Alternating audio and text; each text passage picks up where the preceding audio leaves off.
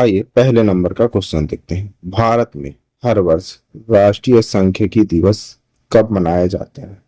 सही आंसर है बी 29 जून को, आज ही के दिन की पढ़ लिखते हैं। भारत में प्रत्येक वर्ष 29 जून को राष्ट्रीय सांख्यिकी दिवस के रूप में मनाया जाता है।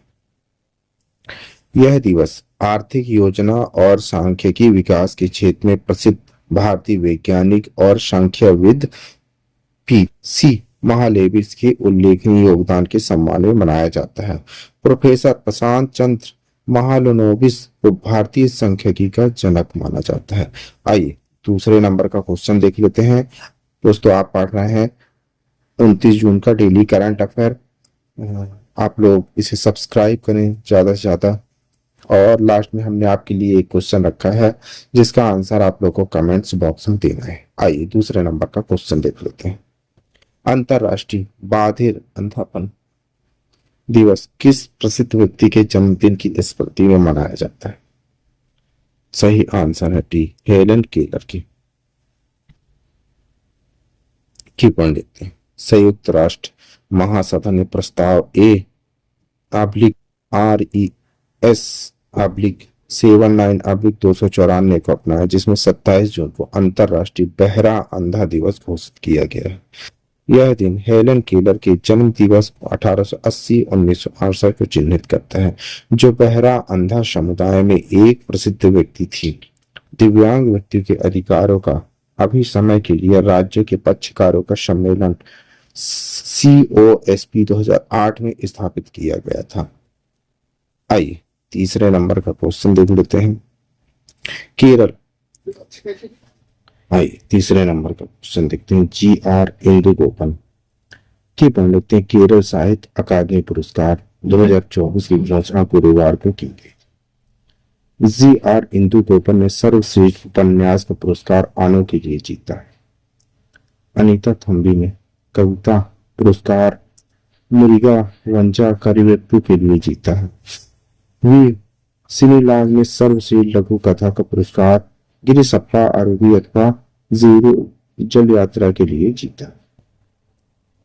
आइए चौथे नंबर का क्वेश्चन देखते हैं। आध्यात्मिक भक्ति बुलानों की शुरुआत का प्रतीक है। बुलानों का मुख्य रूप से भारत में किस राज्य में मनाया जाता है? सही आंसर है सी तेलंगाना की पढ़ लेते हैं। बुलानो एक वार्षिक हिंदू त्योहार है जो देवी महाकाली को समर्पित है। मुख्य रूप से हैदराबाद, सिकंदराबाद और तेलंगाना के अन्य हिस्सों मनाया जाता है। 2025 सीजन का पहला मुख्य पूजा जगदम्बिका मंदिर गोलकोंडा किला में आयोजित किया गया है। आइए पांचवें नंबर का क्वेश्चन देख लेते हैं।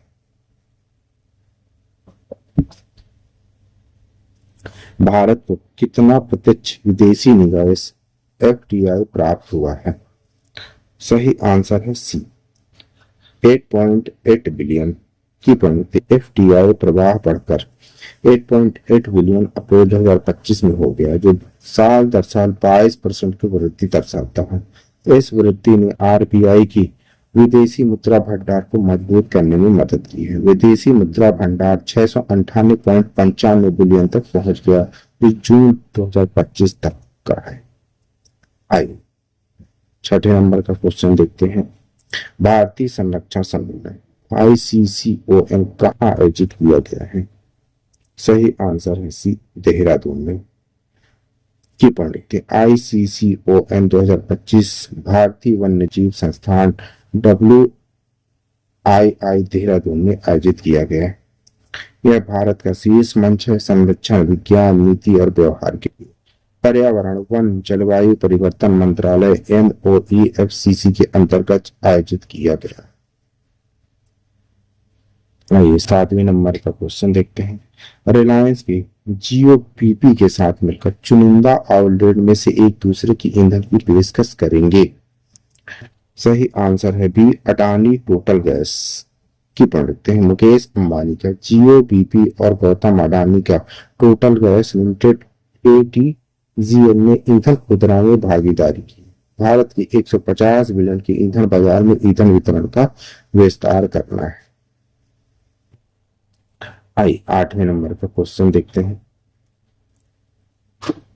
बीपी कुमार के 90 जन्मदिन के उपलक्ष्य में जारी की गई पुस्तक का शीर्षक क्या है?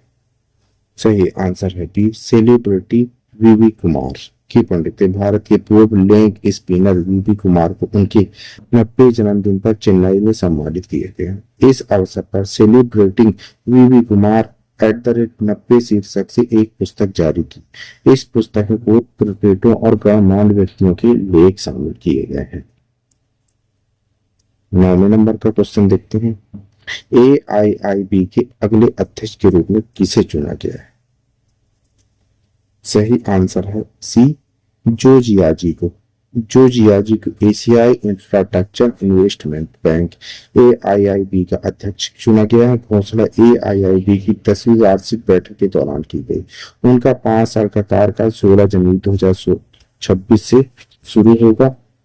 जो संस्थापक अध्यक्ष जिन यूनियन के अधिकारी होंगे। आगे बढ़ते हैं 10वें नंबर का क्वेश्चन। सलखन जीवाश्म पार्क यूनेस्को की विश्व धरोहर स्थलों की अस्थायी सूची में शामिल हो गया है। सलखन जीवाश्म पार्क कहाँ स्थित है? सही आंसर है बी, सोनभद्र। सोनभद्र कहाँ? उत्तर प्रदेश की पॉइंट। सलखन जीवाश्म पार्क सोनभद्र उत्तर प्रदेश में एक यूनेस्को की अस्थायी विश्व धरोहर सूची में है। सलखन गांव के पास रॉबर्ट्सगंज से 15 किलोमीटर दूर। यह दुनिया के सबसे पुराने जीवाश्म स्थलों में से एक है। 11वें नंबर का क्वेश्चन देखते हैं। आईसीसी ने टेस्ट क्रिकेट में धीमी ओवर गति की समस्या से निपटने के लिए किस नियम को लागू किया है? सही आंसर है सी, स्टॉप क्लॉक नियम की पढ़े। अंतरराष्ट्रीय क्रिकेट परिषद आईसीसी ने धीमी ओवर गति की समस्या से निपटने के लिए टेस्ट क्रिकेट में स्टॉप क्लॉक नियम लागू किया है। 2025-27 विश्व टेस्ट चैंपियनशिप WC चक्र खेलने की परिस्थिति में यह अनुसार अलग जानबूझ पूरा नहीं लिया जाता जो यह फैसला पहले करने वाली टीम करेगी और कौन सा बल्लेबाज गेंद करेगा। आइए 12वें नंबर का क्वेश्चन देख लेते हैं। पर्यावरण मंत्रालय की 21वीं संचालन समिति की बैठक की अध्यक्षता किसने की है? सही आंसर है सी, भूपेंद्र यादव जी ने।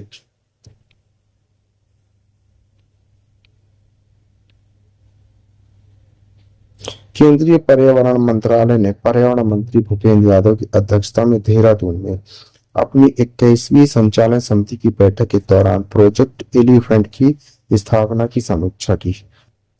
समीक्षा में पूर्वोत्तर राज्यों में समन्वित हाथी जनसंख्या आकलन के चरण 1 के पूरा होने, हाथी ट्रेन टकराव के लिए उच्च जोखिम वाले क्षेत्रों की पहचान करने के लिए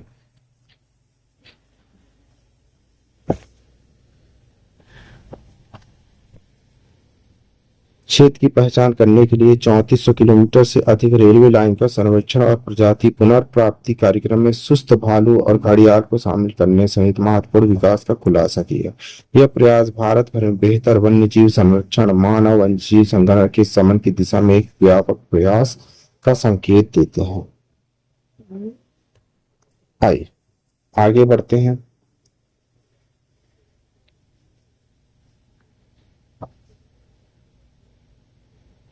तेरह नंबर का क्वेश्चन देख लेते हैं। गवर्नेंस में आर्टिफिशियल इंटेलिजेंस पर 2 दिवसीय परीक्षण कार्यक्रम किस मंत्रालय के तहत शुरू किया गया है? सही आंसर है सी, इलेक्ट्रॉनिक्स और सूचना प्रौद्योगिकी मंत्रालय। भारत में डिजिटल गवर्नेंस को मजबूत करने की दिशा में एक बड़ा कदम उठाते हुए इलेक्ट्रॉनिक्स और सूचना प्रौद्योगिकी मंत्रालय मेरिटी के तहत राष्ट्रीय ई गवर्नेंस प्रभाग NECT गवर्नमेंट ने आर्टिफिशियल इंटेलिजेंस पर 2 दिवसीय प्रशिक्षण कार्यक्रम शुरू किया। IIT दिल्ली में प्रबंधन अध्ययन विभाग DMS में आयोजित इस पहल का उद्देश्य केंद्रीय और राज्य विभाग के सरकारी अधिकारियों को आवश्यक AI ज्ञान और शासन, सार्वजनिक सेवा वितरण और नीति कार्यान्वयन में इसके व्यवहारिक अनुप्रयोगों से लैस करना है। आइए 14 नंबर का क्वेश्चन देख लेते हैं। भारत की समुद्री क्षेत्र के लिए पहली गैर बैंकिंग वित्तीय कंपनी NBFC का नाम क्या है? सही आंसर है सी, सागरमाला फाइनेंस कॉर्पोरेशन लिमिटेड की पंडित भारत के समुद्री क्षेत्र के लिए एक ऐतिहासिक कदम उठाते हुए केंद्रीय मंत्री सर्बानंद सोनोवाल ने समुद्री विकास के लिए समर्पित देश की पहली गैर बैंकिंग वित्तीय company NBFC Sagarmala finance corporation limited SMFCL का उद्घाटन किया। यह लॉन्च इस क्षेत्र में महत्वपूर्ण वित्तीय अंतराल को काटने की दिशा में एक महत्वपूर्ण कदम और भारत के समुद्री अमृतकाल विजन 2047 के साथ संरेखित है, जिसका लक्ष्य भारत को वैश्विक समुद्री महाशक्ति में बदलना है। आइए लास्ट क्वेश्चन देख लेते हैं 15 नंबर का। उग्रो कैपिटल ने किसे अपना नया सीईओ नियुक्त किया है? सही आंसर है बी, अनुज पांडे जी को। की पॉइंट देखते हैं। गैर बैंकिंग वित्तीय कंपनी एनबीएफसीयूजीआरओ कैपिटल ने अनुज पांडे को अपना नया मुख्य कार्यकारी अधिकारी सीईओ नियुक्त किया। संस्थापक टीम के सदस्य कंपनी के वर्तमान मुख्य जोखिम अधिकारी सीआरओ पांडे की पदोन्नति यूजीआरओ के मुख्य संचालन क्रेडिट गवर्नेंस को मजबूत करने के उद्देश्य से एक रणनीतिक बदलाव को दर्शाती है। नॉन बैंकिंग वित्तीय कंपनी एनबीएफसी उग्रो कैपिटल ने 24 जून 2025 को अनुज पांडे को अपना मुख्य कार्यकारी अधिकारी सीईओ नियुक्त किया। अनुज पांडे वर्तमान में कंपनी के मुख्य जोखिम अधिकारी सीआरओ है और संस्थापक टीम का हिस्सा रहे हैं। यह नियुक्ति उग्रो की परिचालन क्षमता जोखिम प्रबंधन को सुदृढ़ करने में की रणनीति का हिस्सा है। आइए आपके लिए क्वेश्चन है, इसी क्वेश्चन का आंसर आप लोग को कमेंट्स बॉक्स में देना है। क्वेश्चन देख लेते हैं।